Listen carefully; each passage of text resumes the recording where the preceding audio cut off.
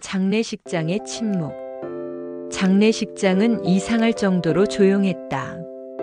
검은 상복을 입은 사람들이 빈소 앞을 지나쳤지만 그 누구도 구석에 앉아있는 한 여인에게 말을 걸지 않았다. 아니, 눈길조차 주지 않았다. 마치 그녀가 투명인간이라도 된 것처럼 사람들은 그녀를 철저히 외면했다. 60대 중반의 나이임에도 불구하고 정숙의 얼굴은 80대 노인처럼 깊은 주름으로 가득했다. 하얗게 센 머리, 움푹 꺼진 눈, 앙상한 손등. 그녀는 마치 영혼이 빠져나간 사람처럼 허공을 응시하고 있었다. 빈소 안에는 수군거림이 가득했다.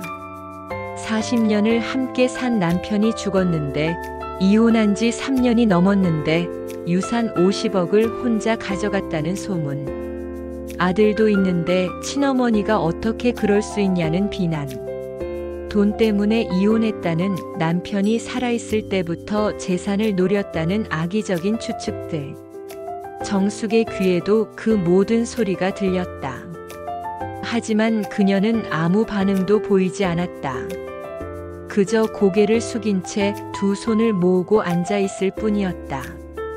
빈소 앞쪽에는 그녀의 아들 영호가 상주로서 조문객들을 맞이하고 있었다. 38세의 평범한 회사원인 그는 단 한 번도 어머니 쪽을 쳐다보지 않았다. 차갑게 굳은 표정. 그의 아내 은주가 조심스럽게 남편의 팔을 잡았지만 영호는 고개를 저었다. 그에게 저 여자는 이미 어머니가 아니었다. 장례식이 끝나고 사람들이 하나둘 떠났다. 마지막까지 남아있던 친척들마저 떠나고 빈소에는 영호 부부와 멀리 떨어진 구석에 정숙만 남았다. 영호는 아버지의 영정 사진 앞에서 깊은 절을 올렸다. 그리고 아내의 손을 잡고 빈소를 나섰다. 뒤돌아보지 않았다. 정숙은 혼자 남겨졌다. 텅 빈 장례식장에서 그녀는 천천히 남편의 영정 앞으로 다가갔다. 무릎을 꿇고 앉아 영정 사진을 바라봤다. 쉰 목소리로 작게 중얼거렸다. 미안하다고. 당신도 고생했다고. 정숙의 눈에서 눈물이 흘러내렸다. 하지만 소리내어 울지는 않았다. 그저 조용히 고요히 눈물만 흘렀다. 아무도 몰랐다. 그녀가 왜 이혼했는지, 왜 50억을 가져갔는지, 그 돈이 지금 어디 있는지. 세상은 그녀를 괴물로 만들었다. 돈 때문에 남편을 버린 냉혹한 여자. 아들마저 외면한 파렴치한 어머니. 하지만 진실은 달랐다. 진실은 너무나 달랐다. 일부 세상의 비난. 이혼 소송이 시작된 건 3년 전 남편 철수가 간암 말기 진단을 받은 지 일주일 후였다. 철수는 중소기업을 운영하는 사업가였다. 성실하고 정직한 사람이었다. 40년 동안 가정을 잘 꾸려왔다. 아들 영호는 대학을 졸업하고 대기업에 취직했다. 며느리 은주도 착했다. 모든 게 평범하고 행복한 가정이었다. 그런데 5년 전 철수의 회사에 문제가 생겼다. 거래처 부도가 연쇄적으로 터졌다. 자금이 막혔다. 은행 대출도 한계에 달했다. 철수는 어쩔 수 없이 사채를 쓰기 시작했다. 처음에는 1억이었다. 그 다음에는 3억. 그리고 5억. 눈덩이처럼 불어났다. 이자를 갚기 위해 또 빌렸다. 악순환이었다. 2년이 지났을 때 빚은 50억이 되어 있었다. 철수는 아무에게도 말하지 못했다. 아들에게도 아내에게도. 혼자 끙끙 앓았다. 밤마다 술을 마셨다. 잠을 이루지 못했다. 그러던 어느 날 철수가 쓰러졌다. 응급실로 실려갔다. 간암 말기, 의사는 말했다. 길어야 1년. 철수는 병실에서 정숙에게 모든 것을 고백했다. 50억의 빚, 사채업자들, 집도 팔아야 하고 회사도 정리해야 한다고. 그래도 부족하다고. 정숙은 아무 말 없이 남편의 손을 잡았다. 그리고 조용히 물었다. 영호는 아느냐고. 철수는 고개를 저었다. 아들은 모른다고. 절대 알려선 안 된다고. 영호는 평범한 회사원으로 잘 살고 있는데 이런 빚을 알게 하면 안 된다고. 정숙은 고개를 끄덕였다. 그리고 조용히 말했다. 이혼하자고. 철수는 놀란 표정으로 아내를 바라봤다. 정숙은 차분하게 설명했다. 지금 당신이 죽으면 50억의 빚은 법정 상속인인 영호에게 넘어간다고. 영호는 평생 그 빚을 짊어지고 살아야 한다고. 대기업 월급으로는 평생 갚아도 끝나지 않는 돈이라고. 하지만 우리가 이혼하고 나서 당신이 나에게 상속해주면 모든 재산과 채무까지 전 배우자인 나로 바뀐다고. 유언장으로 명확히 해두면 재산도 빚도 모두 내가 가져갈 수 있다고 말했다. 사채업자들도 그들이 빌려준 돈 말고는 아무것도 뜯어낼 것이 없는 나에게서 그들이 원금이라도 받을 수 있다는 것만으로도 만족할 텐데, 아들이 상속받으면 이자들을 부풀리고 평생 아들을 이자의 굴레에서 벗어나지 못하도록 빈대처럼 계속 뜯어먹을 것이라고. 그리고 나도 완전히 연을 끊고 살아야 그들도 상황을 이해할 수 있을 것이라고 말했다. 내가 아들과 연결되어 있으면 분명히 아들에게 찾아가서 또 아들을 괴롭힐 것이라고. 영호는 아무것도 상속받지 못하지만 빚도 지지 않는다고. 깨끗하게 자기 인생을 살 수 있다고. 철수는 울었다. 40년을 함께 산 아내에게 이런 짐을 지우는 것이 견딜 수 없었다. 하지만 정숙은 단호했다. 자신이 선택한 일이라고. 아들을 지키는 게 엄마의 일이라고. 두 사람은 긴 밤을 이야기했다. 그리고 결정했다. 이혼하기로. 하지만 영호에게는 진실을 말하지 않기로 했다. 영호가 알면 반대할 것이다. 자책할 것이다. 어머니가 희생하는 걸 막으려 할 것이다. 차라리 영호가 어머니를 미워하게 만들자고. 돈 때문에 이혼한 나쁜 여자로 만들자고. 그게 영호에게는 더 나을 거라고. 이혼 소송이 시작되었다. 정숙은 법원에 이혼을 청구했다. 철수는 형식적으로 반대했다. 하지만 결국 6개월 만에 이혼이 확정되었다. 소식은 빠르게 퍼졌다. 40년을 함께 산 부부가 남편이 암으로 죽어가는데 이혼했다는 소문. 사람들은 경악했다. 그리고 추측하기 시작했다. 돈 때문이라고. 재산 때문에 이혼한 것이라고. 철수가 회사를 경영하며 모은 돈을 노렸다고. 남편이 죽기 전에 재산을 독차지하려는 계략이라고. 사람들의 추측은 점점 악의적으로 변했다. 정숙은 냉혹한 여자가 되었다. 남편의 재산을 노리고 40년을 참았던 위선자가 되었다. 아들 영호는 어머니를 찾아왔다. 왜 그러냐고. 아버지가 지금 얼마나 힘든 시기인데 왜 이혼을 하냐고 물었다. 목소리는 떨리고 있었다. 정숙은 아들을 바라봤다. 그녀의 눈에는 말할 수 없는 슬픔이 담겨 있었다. 하지만 입을 열지 않았다. 그저 조용히 말했다. 이건 엄마와 아빠 사이의 일이라고. 신경 쓰지 말라고. 영호는 이해할 수 없었다. 평생을 자상하고 따뜻했던 어머니가 갑자기 낯선 사람이 되어버렸다. 그는 더 이상 어머니와 말하지 않았다. 이혼이 확정된 후 철수의 병세는 급격히 악화되었다. 2년을 집에서 누워 있었고 마지막 6개월을 병원에서 보냈다. 영호와 은주가 간병했고 정숙은 한 번도 병문 안을 오지 않았다. 영호는 차갑게 말했다. 올 사람이 아니라고. 저 사람은 이미 자신의 어머니가 아니라고. 철수는 임종 직전 마지막으로 아들에게 부탁했다. 내 엄마를 너무 미워하지는 말라고. 자신은 여전히 아내를 사랑한다고. 이유는 말할 수 없지만 분명 엄마에게도 사정이 있었을 거라고. 그 말을 마지막으로 철수는 눈을 감았다.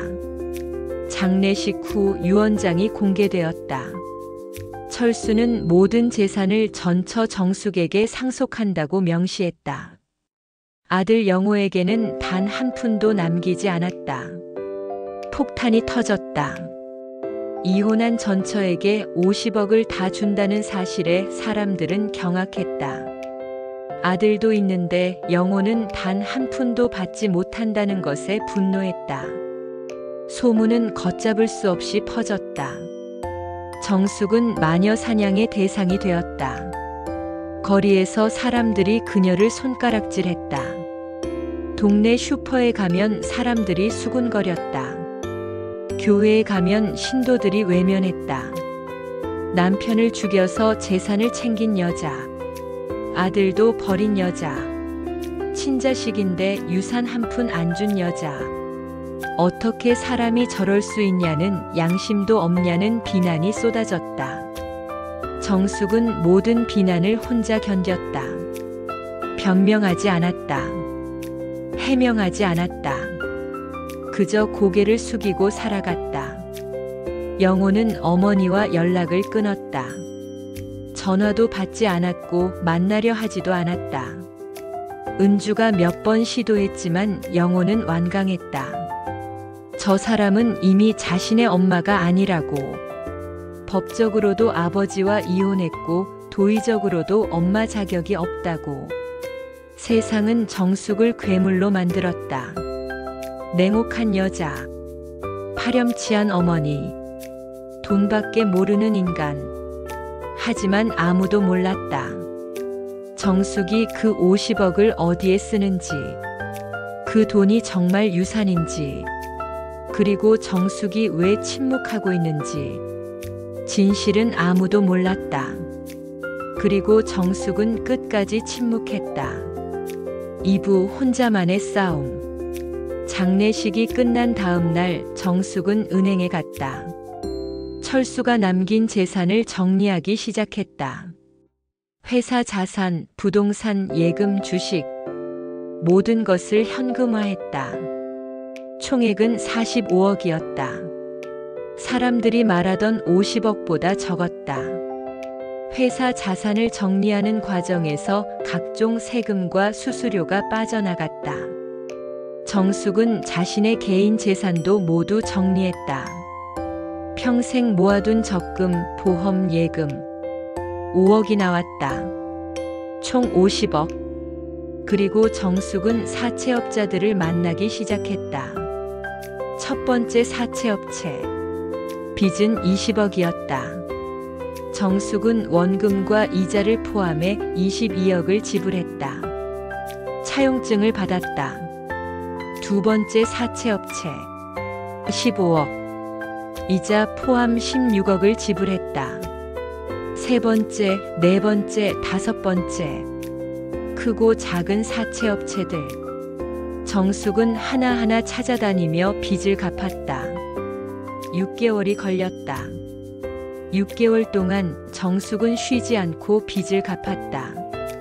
변호사를 통해 법적 절차를 밟았다. 모든 채무를 완전히 정리했다. 마지막 차용증을 받았을 때 정숙의 손에 남은 돈은 없었다. 50억이 모두 사라졌다. 아니, 정확히는 빚을 갚는데 모두 썼다. 정숙은 빈손이 되었다. 집도 없었다. 전세로 살던 집은 이미 정리했다. 예금도 보험도 아무것도 없었다. 60대 중반의 나이에 그녀는 완전히 무일푼이 되었다. 정숙은 주민센터에 갔다. 기초생활수급자 신청을 했다.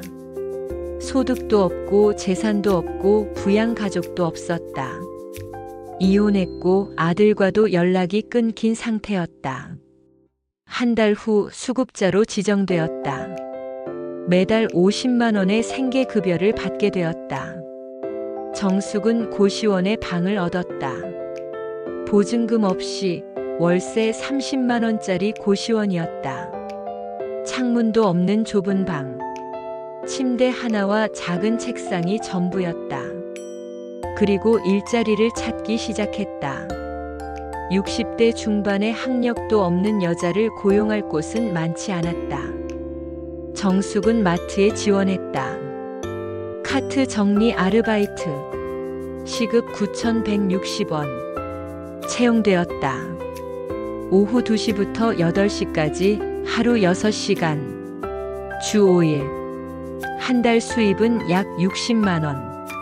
여기에 생계급여 50만 원을 합치면 한 달에 110만 원으로 살아야 했다.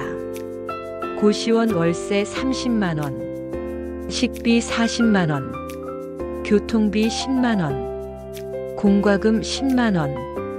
기타 생활비 20만 원. 딱 맞았다. 여유는 1원도 없었다.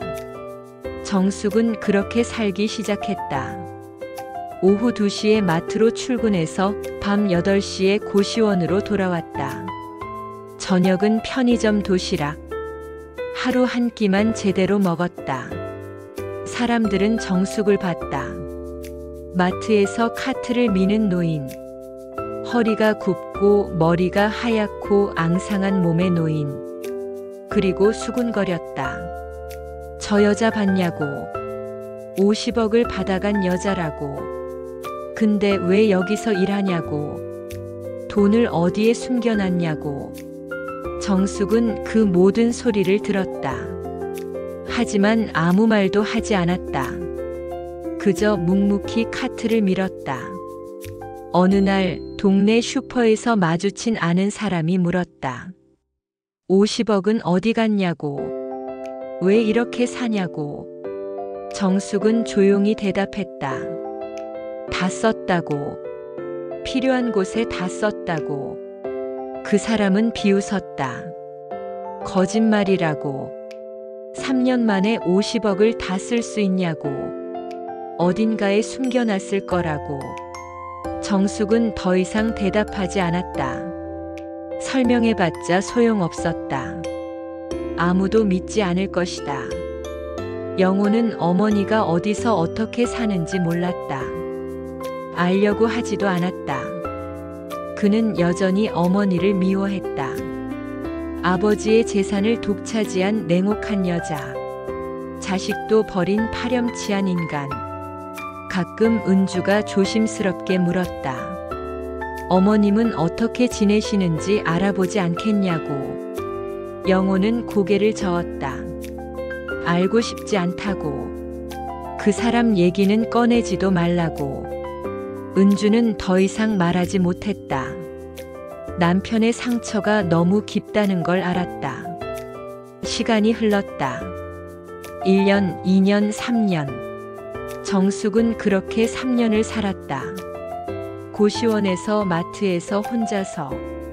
그 3년 동안 그녀는 단 한 번도 아들을 찾아가지 않았다. 전화도 하지 않았다. 멀리서라도 보고 싶었지만 참았다. 아들이 자신을 잊고 살기를 바랐다. 아들이 행복하기를 바랐다. 그것만으로 충분했다. 정숙은 매일 밤 기도했다. 영호가 건강하기를, 영호가 행복하기를, 영호가 좋은 인생을 살기를. 그리고 자신은 천천히 죽어가고 있었다. 몸이 망가지고 있었다. 무릎이 아프고 허리가 아프고 온몸이 아팠다. 하지만 병원에 갈 돈이 없었다. 약을 살 돈도 없었다. 그저 참고 견뎠다. 3년의 끝, 정숙의 몸은 한계에 도달했다. 3부 절망의 나날들. 새벽 6시. 알람이 울렸다. 정숙은 천천히 눈을 떴다. 온몸이 뻐근했다. 60대 후반의 몸은 매일 밤 좁은 고시원 침대에서 자는 것조차 고역이었다. 침대에서 일어나려는데 무릎이 욱신거렸다. 퇴행성 관절염이 심해지고 있었다. 하지만 병원에 갈 여유가 없었다. 진료비도 약값도 부담스러웠다. 정숙은 이를 악물고 일어났다. 벽을 짚고 천천히 몸을 일으켰다. 예전에는 1분이면 준비를 끝낼 수 있었는데 이제는 일어나는 것만 10분이 걸렸다. 작은 세면대 앞에 섰다. 거울을 봤다. 70대처럼 보이는 자신의 얼굴. 3년 전만 해도 또래보다 젊어 보인다는 말을 들었는데 이제는 완전히 늙은 노인이었다. 하얗게 센 머리는 파마할 돈이 없어 그냥 묶었다. 얼굴의 주름은 더 깊어졌다. 체중은 10kg 가까이 빠졌다. 하루 한 끼, 그것도 편의점 도시락으로 버티는 생활이 몸을 망가뜨렸다. 간단히 세수를 하고 옷을 갈아입었다. 낡은 작업복. 3년 전에 산 옷이었다. 여기저기 해지고 색이 바랬지만 새 옷을 살 형편이 안 됐다. 오전에 집안일을 하고 12시 30분. 고시원 문을 열고 복도로 나섰다. 복도에는 다른 방 사람들의 생활 소음이 들렸다. 대부분 젊은 사람들이었다. 취업 준비생, 일용직 노동자, 외국인 노동자. 정숙은 계단을 내려갔다. 3층에서 1층까지 무릎을 꿇며 천천히 내려갔다. 엘리베이터가 없는 건물이었다. 밖으로 나왔다. 11월의 새벽 공기는 차가웠다. 정숙은 얇은 외투를 여몄다. 두꺼운 패딩이 필요한 날씨였지만 살 돈이 없었다. 작년 겨울 외투를 또 입었다. 버스 정류장까지 걸어갔다. 10분 거리. 하지만 정숙에게는 20분이 걸렸다. 무릎이 아파서 천천히 걸어야 했다. 버스가 왔다. 1시 버스. 버스는 한가했다. 정숙은 맨 뒷자리에 앉았다. 창밖을 바라봤다. 거리는 활기찼다. 사람들은 바빴다. 모두 자신의 인생을 살고 있었다. 영호는 지금쯤 뭘 하고 있을까? 정숙은 항상 아들을 생각했다. 출근 준비를 하고 있을까? 은주와 함께 아침을 먹고 있을까? 건강한가? 행복한가? 3년 동안 단 한 번도 아들을 보지 못했다. 보고 싶었다. 너무나 보고 싶었다. 하지만 볼 수 없었다. 아들이 자신을 봐서는 안 됐다. 아들이 이런 모습을 봐서는 안 됐다. 버스가 마트 앞에 도착했다. 오후 1시 30분. 30분 일찍 도착했다. 정숙은 마트 뒤편 벤치에 앉아 시간을 보냈다. 주머니에서 주먹밥을 꺼냈다. 아침에 편의점에서 산 것. 1,500원짜리 작은 주먹밥. 이게 오늘의 점심이었다. 천천히 먹었다. 물을 마시며 목으로 넘겼다. 맛도 없고 배도 차지 않았다. 하지만 이게 전부였다. 오후 2시. 정숙은 마트 직원 휴게실로 들어갔다. 작업복으로 갈아입었다. 그리고 밖으로 나왔다. 마트 주차장. 정숙의 일터였다. 카트 정리. 60대 후반의 노인이 할 수 있는 몇 안 되는 일이었다. 주차장은 넓었다. 카트는 여기저기 흩어져 있었다. 정숙은 카트를 하나씩 모았다. 10대씩 묶어서 밀었다. 무거웠다. 온 힘을 다해 밀었다. 1시간이 지났다. 땀이 났다. 11월인데도 땀이 났다. 몸이 약해져서 조금만 움직여도 숨이 찼다. 손님 한 명이 소리쳤다. 카트 좀 가져다 달라고. 정숙은 주차장 끝으로 뛰어갔다. 아니, 뛰려고 했다. 하지만 무릎이 말을 듣지 않았다. 빠르게 걷는 게 고작이었다. 카트를 끌고 왔다. 손님은 불평했다. 너무 느리다고. 정숙은 고개를 숙였다. 죄송하다고. 나이가 많아서 그렇다고. 손님은 혀를 찼다. 그리고 카트를 밀고 갔다. 정숙은 그 뒷모습을 바라봤다. 아무 말도 하지 않았다. 변명할 수도 없었다. 오후 5시. 잠깐 쉬는 시간이었다. 정숙은 직원 휴게실로 들어갔다. 의자에 앉았다. 무릎이 욱신거렸다. 허리도 아팠다. 다른 직원들이 간식을 먹고 있었다. 빵, 과자, 커피. 정숙은 물만 마셨다. 간식을 살 여유가 없었다. 한 직원이 물었다. 힘드시죠, 어머니?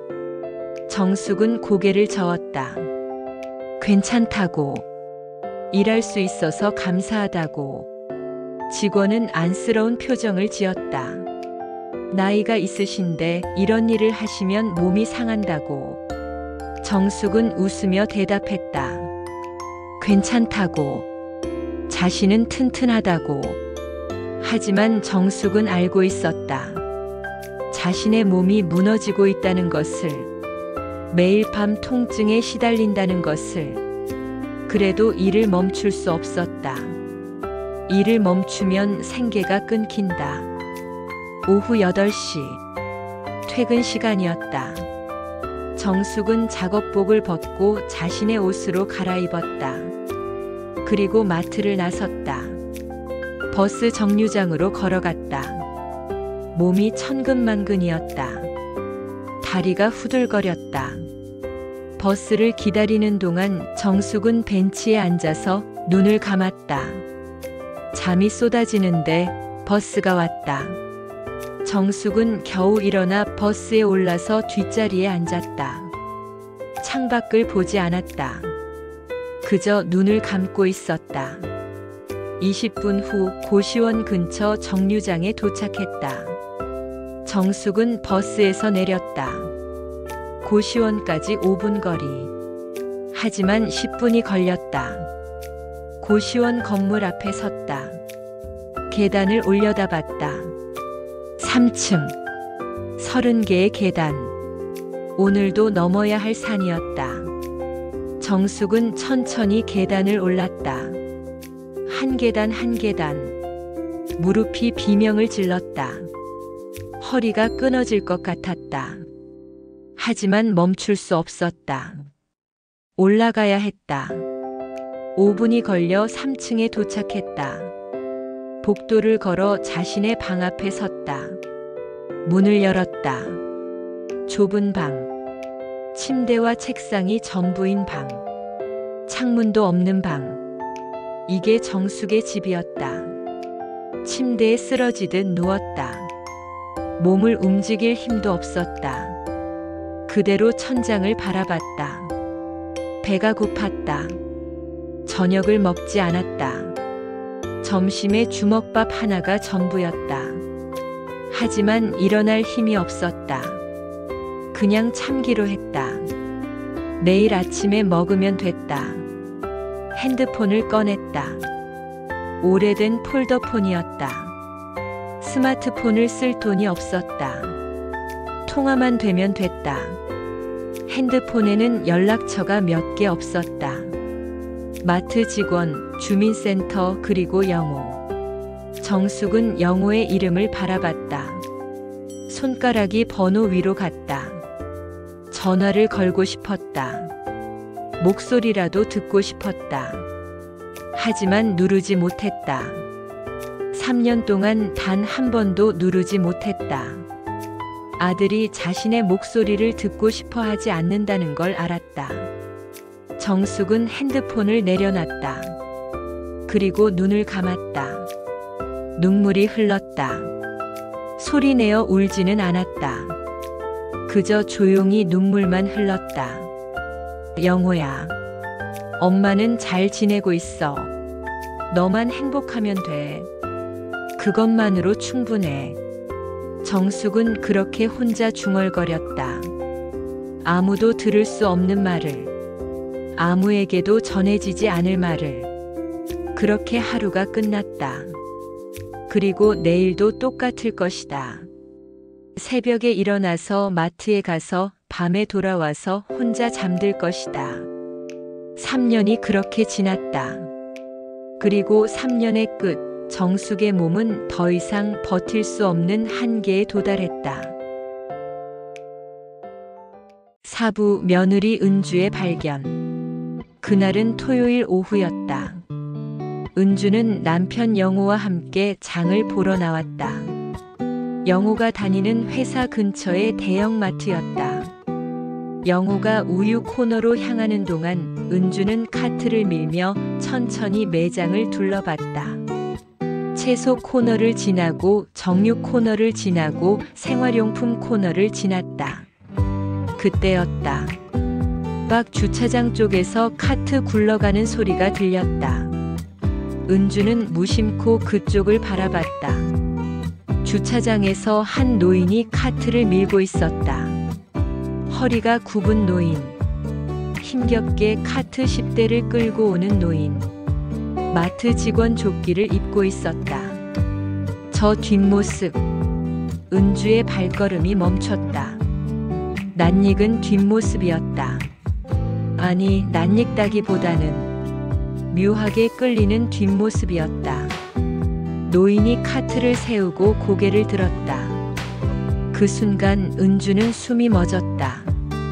시어머니, 정숙이었다. 하지만 3년 전에 봤던 시어머니가 아니었다. 완전히 다른 사람이었다.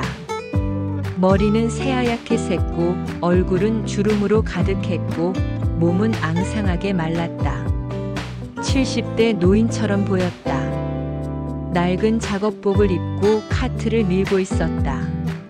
시어머니가 50억을 상속받았다는 시어머니가. 은주는 믿을 수 없었다.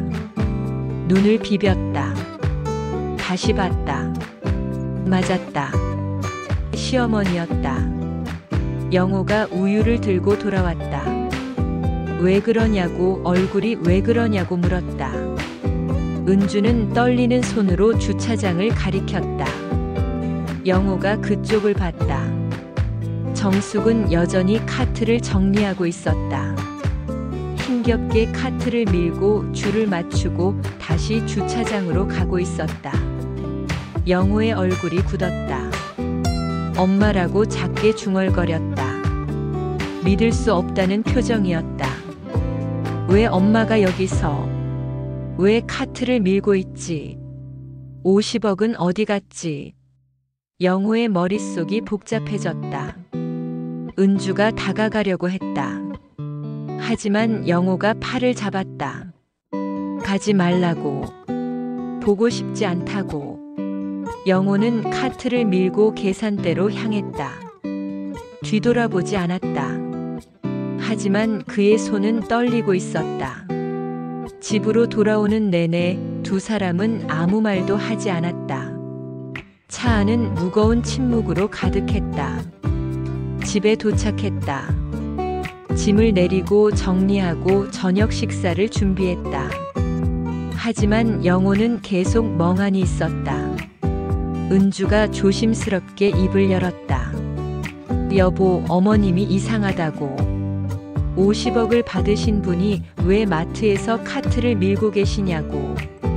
영호는 단호하게 말했다. 연극일 거라고.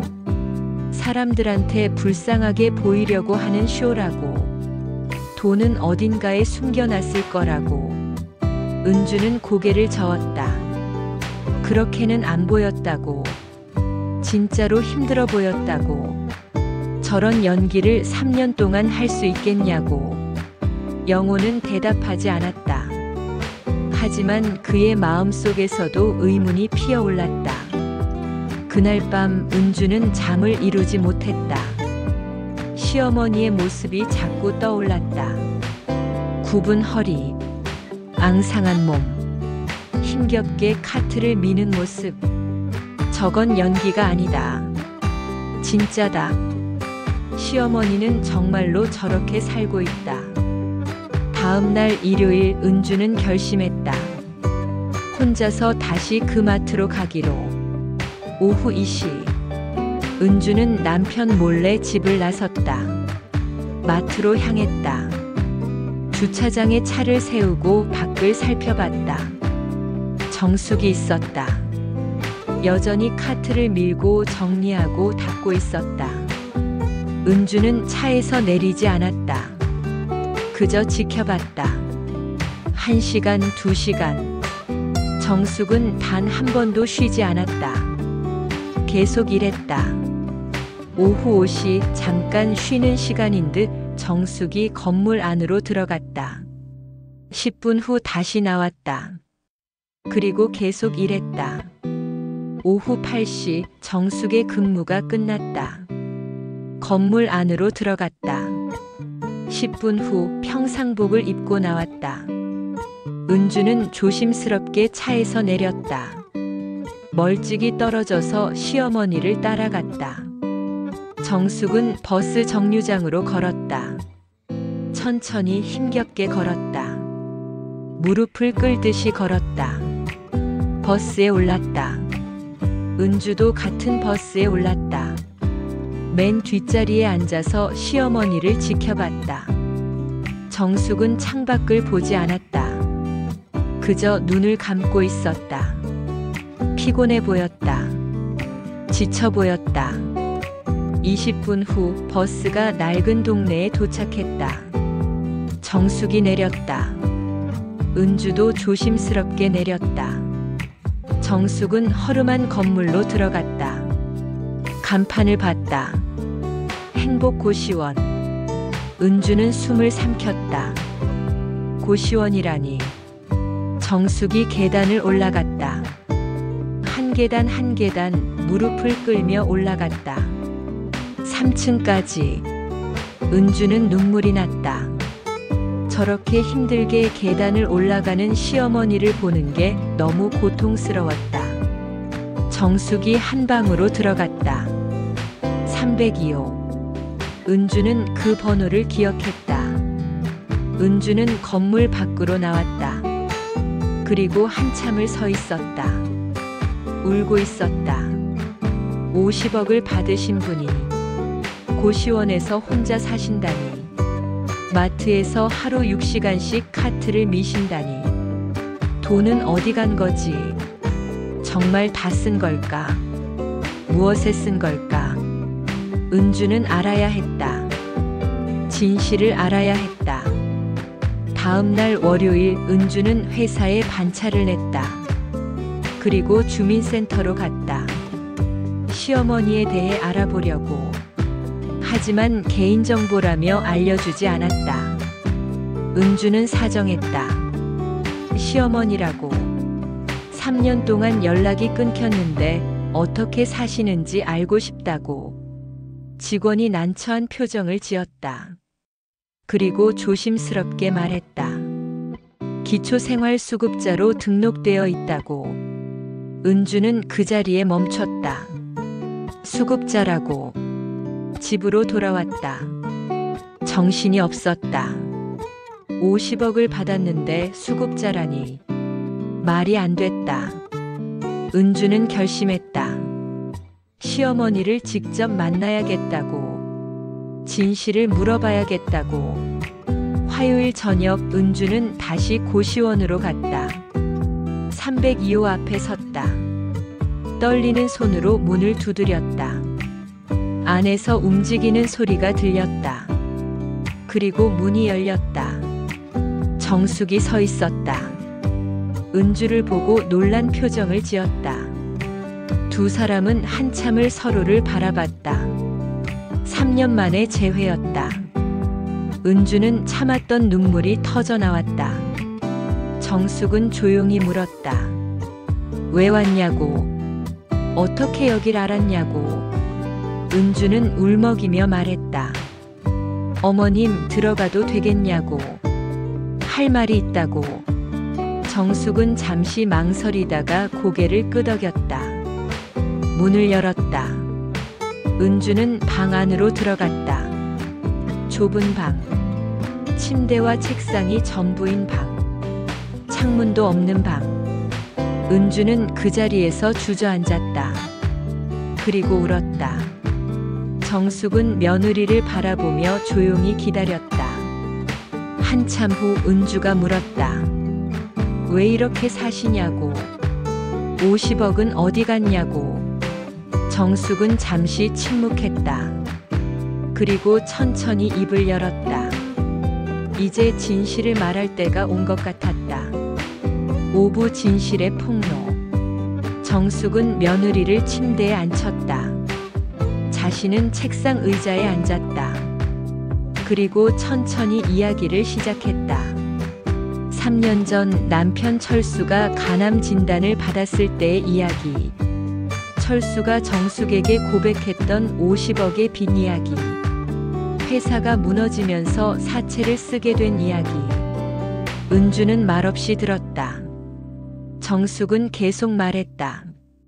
철수가 죽으면 50억의 빚은 법정 상속인인 영호에게 넘어간다는 것. 영호는 평생 그 빚을 짊어지고 살아야 한다는 것. 회사원 월급으로는 절대 갚을 수 없는 금액이라는 것. 그래서 이혼을 결심했다는 것.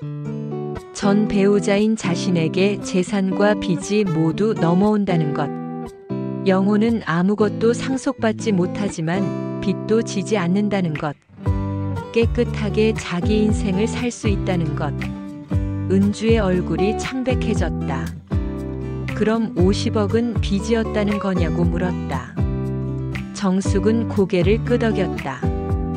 그렇다고. 사람들이 말하던 유산이 아니라 빚이었다고.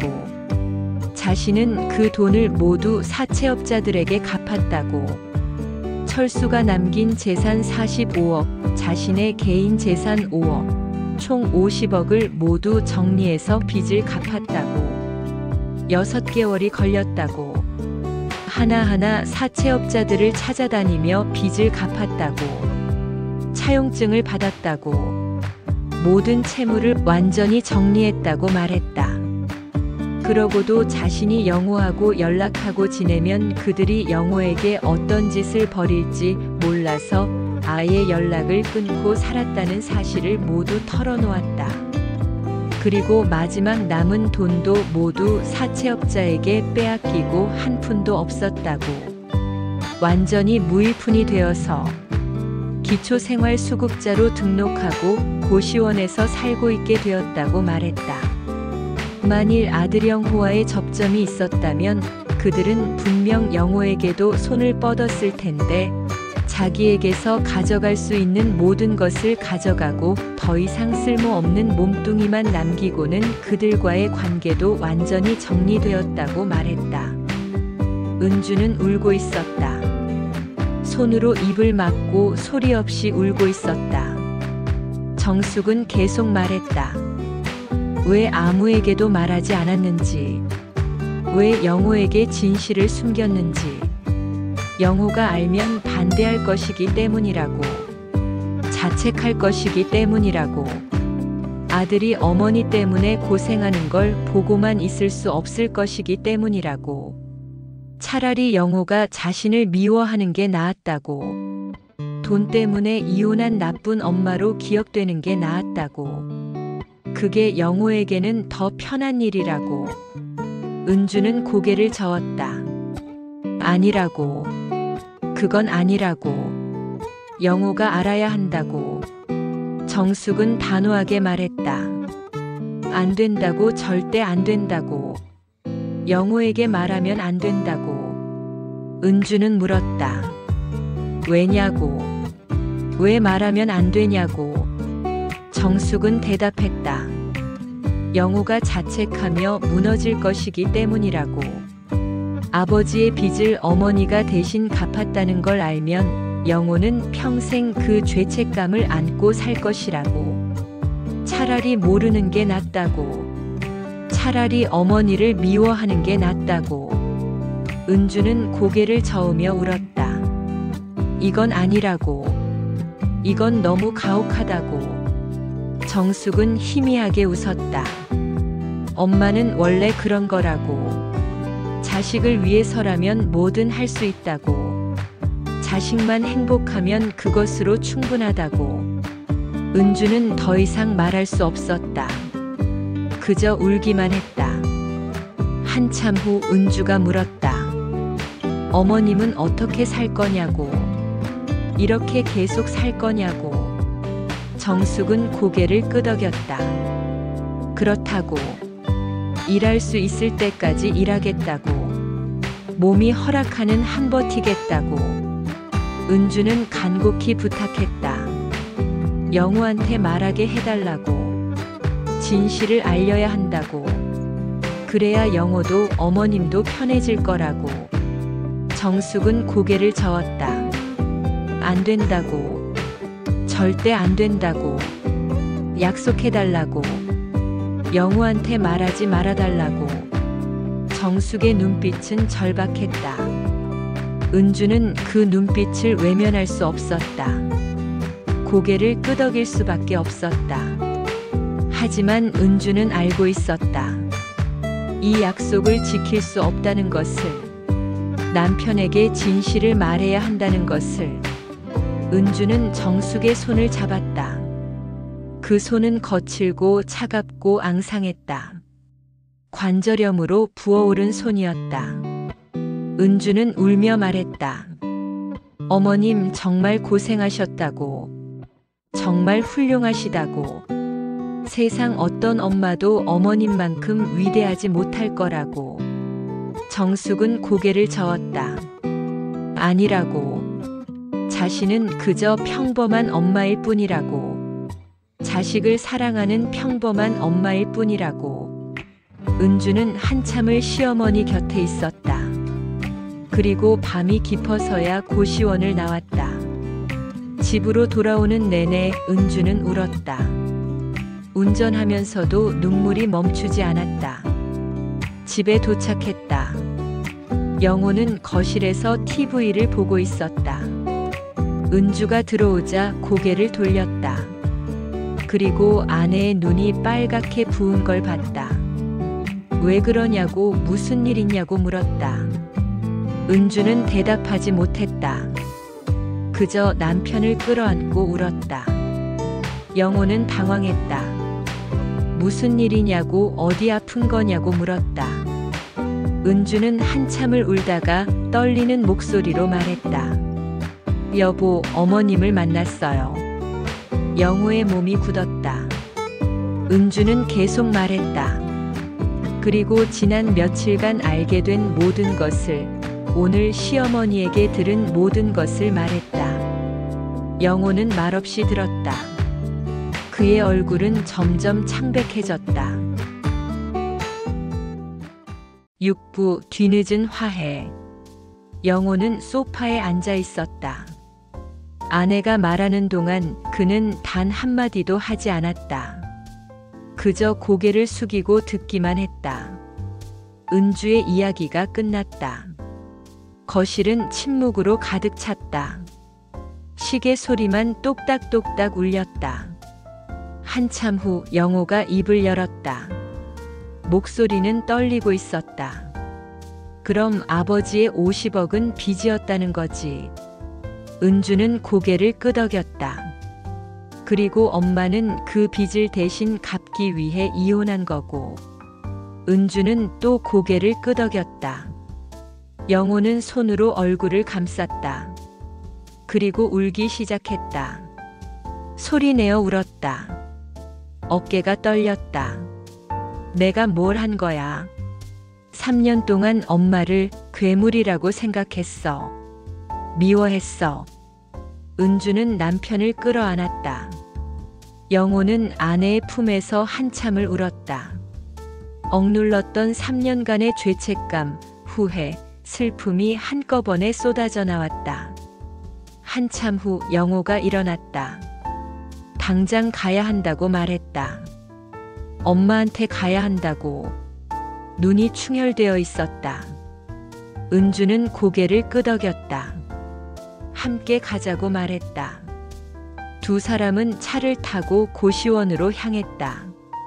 밤 10시가 넘었다. 거리는 어두웠다.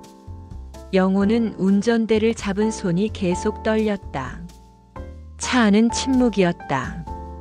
영호는 앞만 보며 운전했다. 하지만 그의 머릿속은 복잡했다. 엄마의 얼굴이 자꾸 떠올랐다. 장례식장에서 본 엄마. 구석에 혼자 앉아있던 엄마. 20분 후 낡은 고시원 건물 앞에 도착했다. 영호는 차에서 내려 건물을 올려다봤다. 페인트가 벗겨진 벽, 깨진 간판. 엄마가 여기서 3년을 살았다니. 가슴이 무너졌다. 계단을 올라갔다. 은주가 앞장섰다. 3층. 한 계단 한 계단 오를 때마다 영호의 심장은 더 빠르게 뛰었다. 302호 앞에 섰다. 녹슨 문. 페인트가 벗겨진 문. 영호는 떨리는 손으로 문을 두드렸다. 안에서 움직이는 소리가 들렸다. 느린 발소리. 문고리를 만지는 소리. 그리고 문이 열렸다. 정숙이 서 있었다. 복도 불빛에 비친 그녀의 얼굴. 3년 만에 보는 얼굴. 완전히 늙어버린 얼굴. 정숙은 아들을 보고 눈이 커졌다. 입술이 떨렸다. 영호야 라고 작게 중얼거렸다. 영호는 어머니를 바라봤다. 하얗게 센 머리. 주름투성이 얼굴. 앙상한 몸.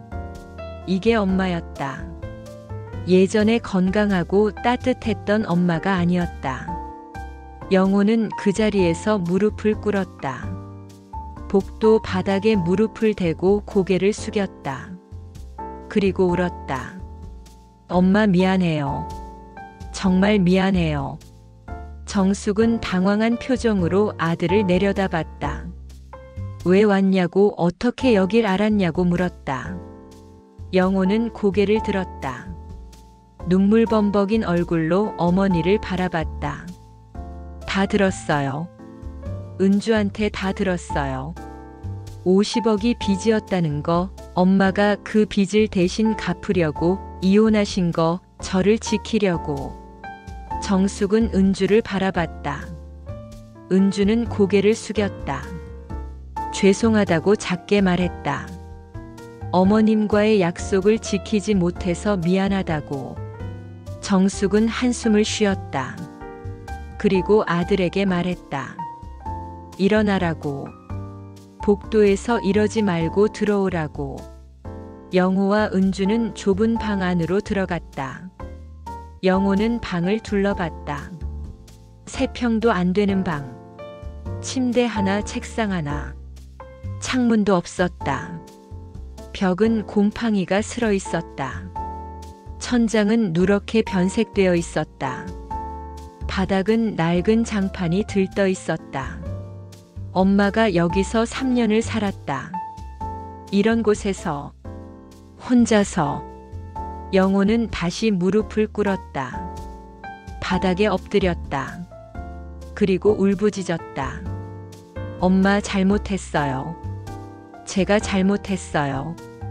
3년 동안 엄마를 오해했어요. 미워했어요.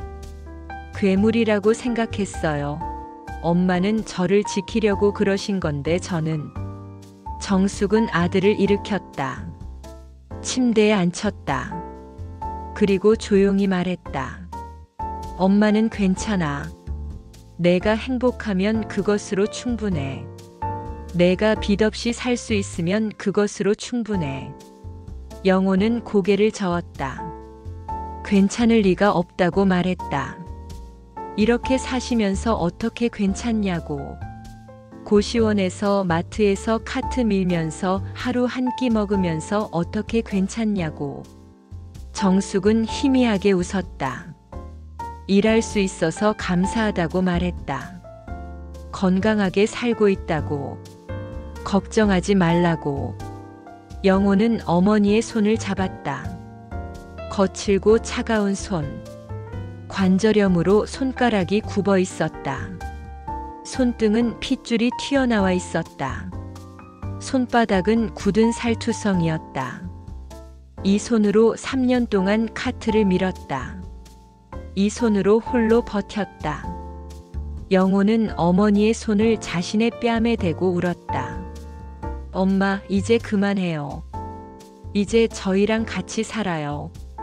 제발요. 정숙은 고개를 저었다. 안 된다고 말했다. 민폐가 된다고.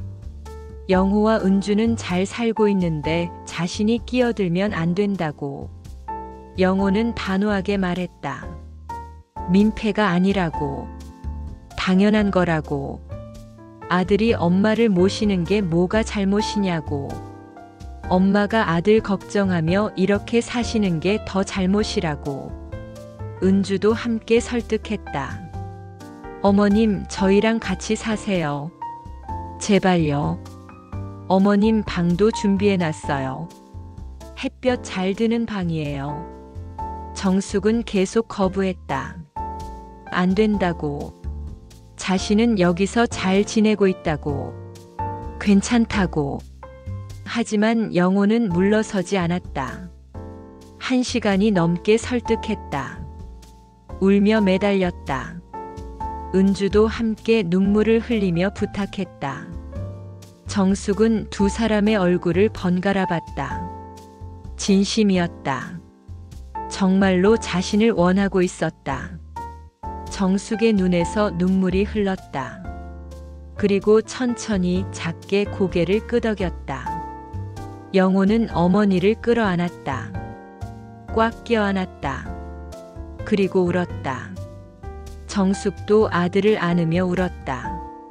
3년 만에 처음으로 모자는 서로를 끌어안고 울었다. 3년간의 오해, 고통, 그리움이 눈물로 쏟아졌다. 은주도 함께 울었다. 세 사람은 그 좁은 방에서 한참을 울었다. 한참 후 영호가 말했다. 오늘 당장 모시고 가겠다고. 정숙은 고개를 저었다. 오늘은 너무 늦었으니 내일 낮에 가자고 말했다. 영호는 마지못해 고개를 끄덕였다. 그리고 약속했다.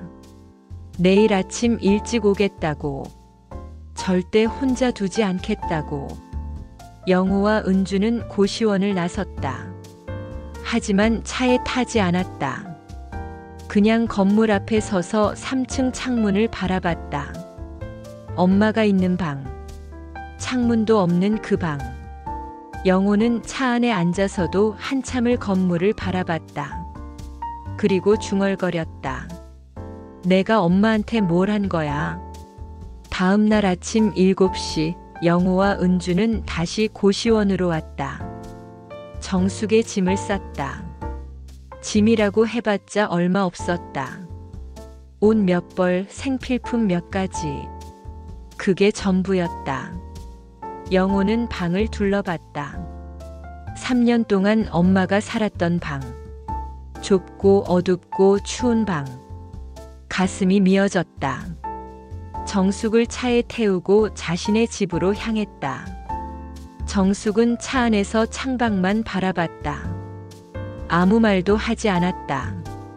30분 후 아파트 주차장에 도착했다. 엘리베이터를 타고 15층으로 올라갔다. 현관문 앞에 섰다. 영호가 문을 열었다. 정숙은 망설였다. 정말 들어가도 되냐고 물었다. 영호는 어머니의 손을 잡았다. 당연하다고 말했다. 이제 여기가 엄마 집이라고. 엄마가 살아야 할 곳이라고. 정숙은 천천히 집 안으로 들어갔다. 넓은 거실, 밝은 창문, 깨끗한 집, 따뜻한 난방. 고시원과는 완전히 달랐다. 천국 같았다. 은주가 미소 지으며 맞이했다. 어서 오세요, 어머님. 이제 편히 쉬세요. 여기가 어머님 집이에요. 정숙의 눈에서 눈물이 흘렀다. 고맙다고 중얼거렸다. 정말 고맙다고. 영호는 어머니를 안방으로 안내했다. 가장 큰 방, 햇볕이 가장 잘 드는 방, 새 침대, 새 이불, 새 옷장이 준비되어 있었다. 정숙은 깜짝 놀라 거부했다. 안방을 어떻게 자기가 쓰냐고. 영호와 은주가 써야 한다고. 영호는 웃으며 말했다. 엄마가 쓰셔야 한다고. 가장 좋은 방이 엄마 방이어야 한다고. 자신들은 작은 방으로 옮겼다고. 정숙은 울면서 고개를 끄덕였다. 더 이상 거부할 수 없었다. 그날부터 정숙은 아들의 집에서 살게 되었다. 처음 며칠은 어색했다. 정숙은 조심스러웠다. 소리내어 걷지 않으려 했다. 물건을 함부로 만지지 않으려 했다. 최대한 티내지 않으려 했다. 하지만 영호와 은주는 계속 말했다. 편하게 지내시라고. 자기 집처럼 지내시라고. 여기가 엄마 집이라고. 일주일이 지나자 정숙도 조금씩 익숙해졌다. 아침에 일어나면 거실로 나왔다. 은주와 함께 아침을 준비했다. 영호와 함께 아침을 먹었다. 평범한 일상이었다. 하지만 정숙에게는 기적 같은 일상이었다. 은주는 정성껏 시어머니를 돌봤다. 매일 영양가 있는 식사를 준비했다. 병원 예약을 잡았다. 관절염 치료를 받게 했다. 허리 물리 치료를 받게 했다. 영호는 매일 퇴근하면 어머니와 시간을 보냈다. 함께 TV를 보고 이야기를 나누고 산책을 나갔다. 정숙은 조금씩 건강을 회복했다. 얼굴에 살이 오르고 혈색이 돌아왔으며 목소리에 힘이 생겼다. 무엇보다 그녀의 눈에서 다시 웃음이 돌아왔다. 진짜 웃음. 억지로 짓는 게 아니라 진심으로 행복해하는 웃음. 2개월이 지났다. 정숙은 많이 좋아졌다. 무릎 통증도 줄었고 허리도 나아졌고 손의 부기도 빠졌다. 저녁이면 세 사람은 함께 식탁에 앉았다. 따뜻한 밥을 먹으며 이야기를 나눴다. 영호는 회사 일을 얘기하고 은주는 재미있는 에피소드를 말했다. 정숙은 그저 웃으며 들었다. 그 순간들이 정숙에게는 기적 같았다. 3년 동안 꿈꿨던 순간들. 아들, 며느리와 함께하는 평범한 저녁 식사. 다시는 오지 않을 줄 알았던 행복. 어느 날 저녁 영호가 어머니에게 물었다. 행복하냐고. 불편한 건 없냐고. 정숙은 고개를 끄덕였다. 정말 행복하고 너무 행복해서 꿈만 같다고. 영호는 어머니의 손을 잡았다. 이제 계속 이렇게 살자고. 평생 함께 살자고. 정숙은 눈물을 흘리며 고개를 끄덕였다. 3개월이 지나고 정숙은 훨씬 건강해져서 산책도 매일 나갔다. 시장도 은주와 함께 갔다. 이웃들과도 인사를 나눴다. 영호는 어머니를 보며 생각했다. 자신이 얼마나 어리석었는지, 3년이라는 시간을 허비했는지, 그 시간 동안 어머니가 얼마나 고생했는지. 하지만 이제라도 깨달아서 다행이었다. 이제라도 어머니 곁에 돌아와서 다행이었다. 영호는 매일 밤 어머니 방문 앞에서 조용히 말했다. 사랑한다고. 고맙다고. 평생 잘할 거라고. 정숙은 그 말을 들으며 잠들었다. 행복했다. 진심으로 행복했다. 6개월이 지났다. 완벽한 행복이었다. 정숙은 다시 살아있음을 느꼈다. 하지만 행복은 오래가지 않았다. 7부 병마의 습격. 정숙이 쓰러진 건 화해 후 6개월이 지난 어느 봄날 아침이었다. 평소처럼 일어나 아침 식사를 준비하던 정숙이 갑자기 주방에서 주저앉았다. 은주가 놀라 달려갔다. 시어머니의 얼굴은 창백했고 식은땀이 흘렀다. 119를 불렀다. 정숙은 응급실로 실려갔다. 영호도 급히 회사에서 병원으로 달려왔다. 검사가 시작되었다. CT, MRI, 혈액 검사, 조직 검사. 모든 검사를 다 했다. 이틀 후 의사가 영호와 은주를 진료실로 불렀다. 의사의 표정은 무거웠다. 검사 결과가 나왔다고 했다. 간암이라고. 그것도 말기라고. 이미 폐와 복막으로 전이 되었다고. 영호는 믿을 수 없었다. 엄마는 이제 괜찮아진 줄 알았다고. 건강해지신 줄 알았다고. 의사는 고개를 저었다. 환자분이 지난 3년간 극심한 과로와 영양실조, 스트레스에 시달렸고 몸의 면역력이 극도로 약해진 상태였고 그래서 암이 발견되지 않고 빠르게 진행되었다고. 영호는 떨리는 목소리로 물었다. 치료하면 나을 수 있냐고. 수술을 하면 되지 않냐고. 의사는 잠시 침묵했다. 그리고 조용히 말했다. 이미 손을 쓸 수 없는 단계라고. 항암 치료를 해볼 수는 있지만 효과를 장담할 수 없다고. 환자분의 나이와 체력을 고려하면 길어야 6개월이라고. 영호는 그 자리에서 무너졌다.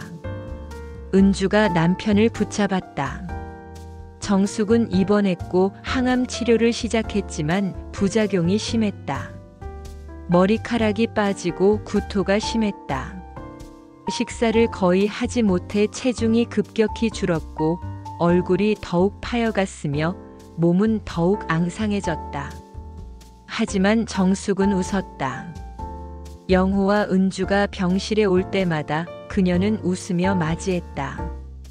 괜찮다고, 아프지 않으니까. 걱정하지 말라고 했다. 영호는 알았다. 엄마가 거짓말하고 있다는 것을, 엄마가 아픔을 숨기고 있다는 것을, 자신을 걱정시키지 않으려고. 영호는 회사를 그만뒀다.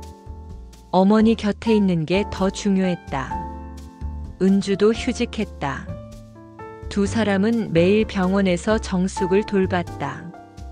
2개월이 지났다. 항암 치료의 효과는 미미했다. 암은 계속 진행되었다. 의사는 말했다. 이제 더 이상 치료가 의미 없다고. 편안하게 지내시는 게 낫다고. 호스피스 병동으로 옮겼다. 통증 관리만 하는 곳이었다.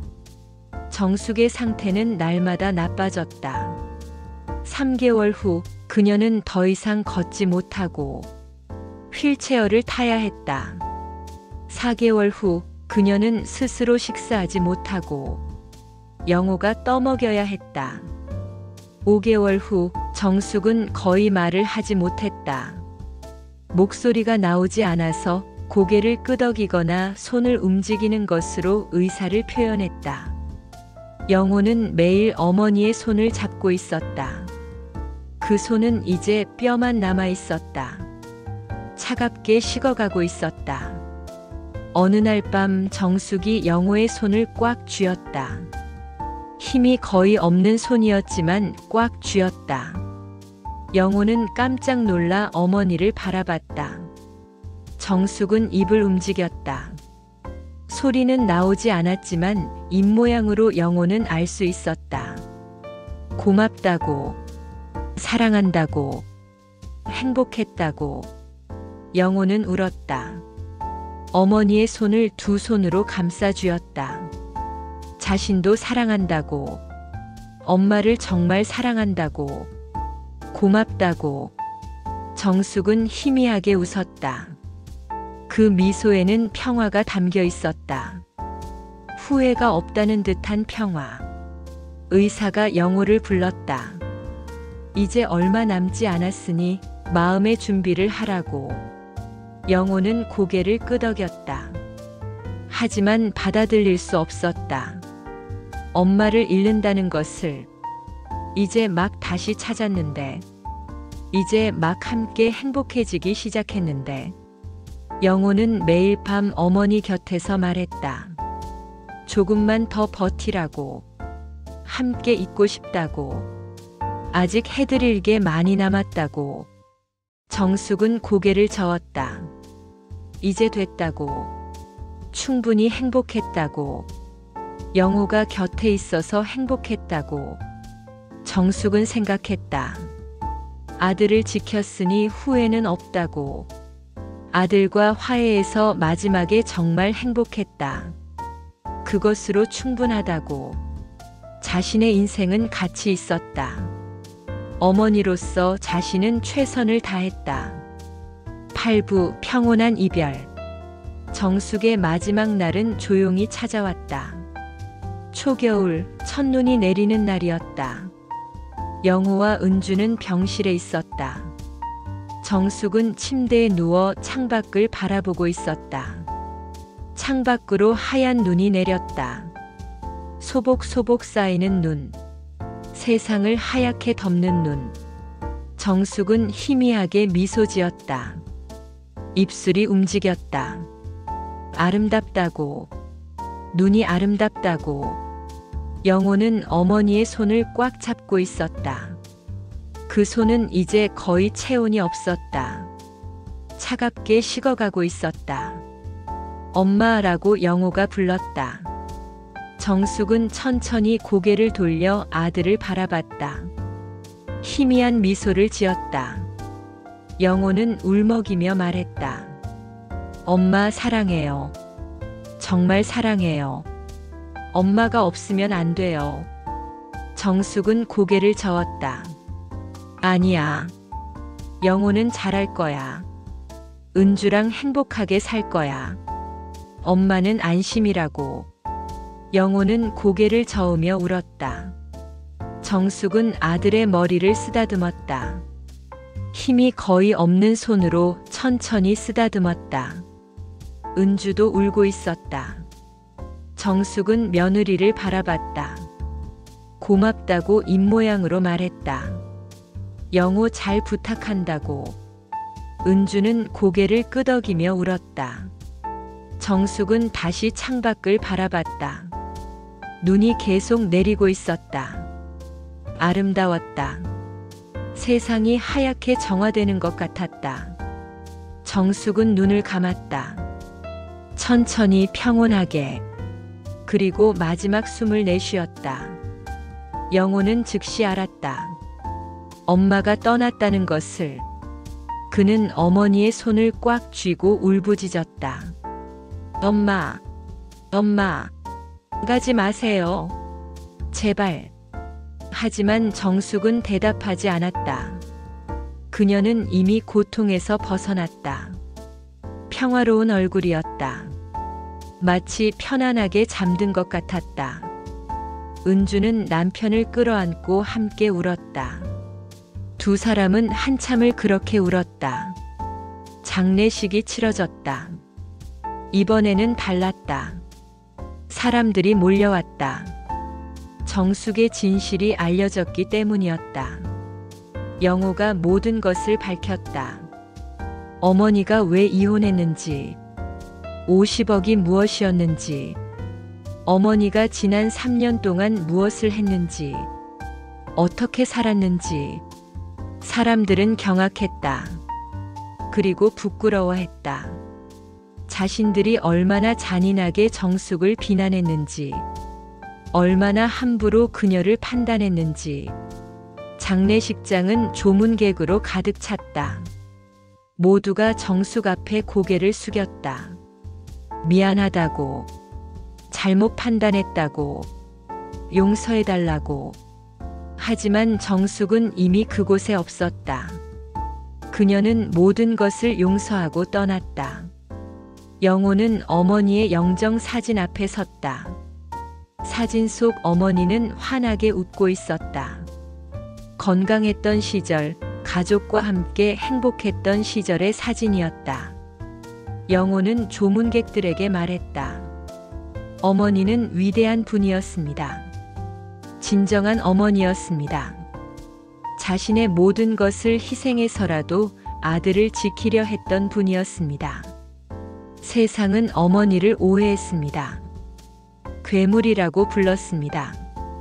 하지만 진실은 정반대였습니다. 어머니는 이 세상 누구보다 고결하고 희생적이고 사랑이 넘치는 분이었습니다. 저는 평생 어머니의 사랑을 몰랐습니다. 깨달았을 때는 이미 늦었습니다. 그게 가장 후회스럽습니다. 영호의 목소리가 떨렸다. 그리고 마지막으로 말했다. 세상의 모든 어머니들께 감사드립니다. 그리고 부탁드립니다. 저처럼 후회하지 마십시오. 부모님이 살아계실 때 사랑을 표현하십시오. 고마움을 전하십시오. 잃어버린 후에는 늦습니다. 장례식이 끝났다. 정숙은 남편 철수 옆에 묻혔다. 40년을 함께 살았던 남편 곁에 3년간의 이별 끝에 그들은 다시 만났다. 묘비에는 이렇게 적혀 있었다. 사랑하는 어머니 정숙, 당신의 희생은 결코 잊혀지지 않을 것입니다. 1957년에서 2024년 어머니의 유산. 5년이 흘렀다. 영호는 어머니의 무덤 앞에 섰다. 손에는 하얀 국화꽃을 들고 있었다. 옆에는 은주가 있었다. 그리고 그들 사이에는 4살배기 아이가 있었다. 영호는 무릎을 꿇고 꽃을 놓았다. 그리고 조용히 말했다. 엄마 잘 지내고 계시죠? 저희는 잘 지내고 있어요. 은주도 건강하고 딸아이도 잘 크고 있어요. 이름은 정아예요. 엄마 이름에서 한 글자 따서 지었어요. 엄마를 닮은 아이로 자라길 바라면서요. 영호는 잠시 침묵했다. 그리고 계속 말했다. 엄마, 저는 이제 알아요. 엄마가 왜 그렇게 하셨는지, 왜 모든 걸 혼자 짊어지셨는지. 사랑 때문이었죠. 자식을 향한 사랑. 그 사랑이 엄마를 그렇게 만들었던 거죠. 저도 이제 아빠가 되어서 알아요. 자식을 위해서라면 뭐든 할 수 있다는 걸. 자식만 행복하다면 자신은 어떻게 되어도 상관없다는 걸. 영호의 눈에서 눈물이 흘렀다. 하지만 이번에는 슬픔의 눈물이 아니었다. 감사의 눈물이었다. 엄마 고마워요. 저를 낳아주셔서, 저를 키워주셔서, 저를 지켜주셔서, 저를 사랑해주셔서. 저는 엄마의 아들이어서 행복해요. 그리고 앞으로 제 딸에게도 엄마처럼 사랑을 주고 싶어요. 영호는 일어섰다. 4살배기 딸을 안아 올렸다. 아이는 무덤을 가리키며 물었다. 아빠, 저기 누가 있어요? 영호는 미소 지으며 대답했다. 할머니야. 너의 할머니. 세상에서 가장 훌륭한 할머니시지. 아빠를 위해 모든 걸 희생하신 분이야. 아이는 작은 손을 흔들며 말했다. 안녕하세요, 할머니. 바람이 불었다. 마치 정숙이 대답하는 것처럼 나뭇잎이 바스락거렸다. 따뜻한 바람이었다. 영호는 딸을 안고 무덤을 떠났다. 뒤돌아보지 않았다. 하지만 그의 가슴 속에는 어머니가 영원히 살아있었다. 정숙의 이야기는 그렇게 끝났다. 하지만 그녀가 남긴 것은 남았다. 희생의 의미, 사랑의 가치, 어머니라는 존재의 위대함. 세상 사람들은 그녀를 오해했다. 비난했다. 괴물이라 불렀다. 하지만 진실은 달랐다. 그녀는 성자였다. 자신의 모든 것을 바쳐 아들을 지킨 위대한 어머니였다. 그리고 그 진실은 이제 영원히 기억될 것이다. 이 이야기는 우리에게 묻습니다. 당신은 가족의 사랑을 알고 있습니까? 당신은 부모님의 희생을 기억하고 있습니까? 정숙처럼 극단적인 경우는 아닐지라도 모든 부모는 자식을 위해 무언가를 희생합니다. 보이지 않는 곳에서 말없이 조용히. 그 사랑을 당연하게 여기지 마십시오. 그 희생을 잊지 마십시오. 지금 당신의 부모님께 전화하십시오. 사랑한다고 말하십시오. 고맙다고 말하십시오.